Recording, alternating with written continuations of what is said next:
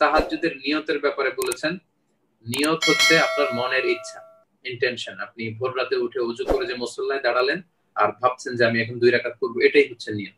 এটা মুখে উচ্চারণ করার কোনো প্রয়োজন নেই। নিয়ত করতে হয়, নিয়ত পড়তে হয় না। রমাদানের নিয়তের ক্ষেত্রেও একই। আপনি ভোর রাতে যখন সাহারি খেলেন এবং আপনি রোজা রাখার সংকল্প করলেন যে আমি ইনশাআল্লাহ আগামীকাল রোজা রাখছি, আমি সাহারি সম্পন্ন করলাম, এই যে আপনার ইন্টেনশন, এটাই হচ্ছে আপনার নিয়ত। আপনার মুখে উচ্চারণ করে নাওয়াইতু আন আസുমা গাদাম মিন শাহর যেটা শেখানো হয়, এটার আসলে কোনো প্রয়োজন নেই। এবং আল্লাহ রাসূল সাল্লাল্লাহু আলাইহি ওয়াসাল্লাম এবং সাহাবারা কেউই কিন্তু মুখে উচ্চারণ করে নিয়ত পড়তেন না, নিয়ত করতেন, এক্সেপ্ট হাজ এন্ড উমরা। শুধুমাত্র হজ এবং উমরার ক্ষেত্রে আল্লাহর হাবিব সাল্লাল্লাহু আলাইহি ওয়াসাল্লাম এবং সাহাবারা মুখে আওয়াজ করে উচ্চারণ করে নিয়ত করতেন। তারা পড়তেন লাব্বাইকা হাজ্জান, আল্লাহ আমি হজের নিয়ত করলাম, অথবা লাব্বাইকা উমরাতান, আল্লাহ আমি উমরার নিয়ত করলাম। হজ উমরা ছাড়া আর কোনো কিছুতেই মুখে উচ্চারণ করে এভাবে নিয়তের প্রয়োজন হয় না। বাকি সবকিছু হচ্ছে মনের ইন্টেনশন।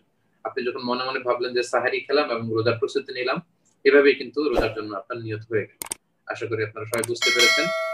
সুবহানাকাল্লাহুম্মা বিহামদিকা আশহাদু আল্লা ইলাহা ইল্লা আনতা আস্তাগফিরুকা ওয়া আতুবু ইলাইক। আসসালামু আলাইকুম ওয়া রাহমাতুল্লাহি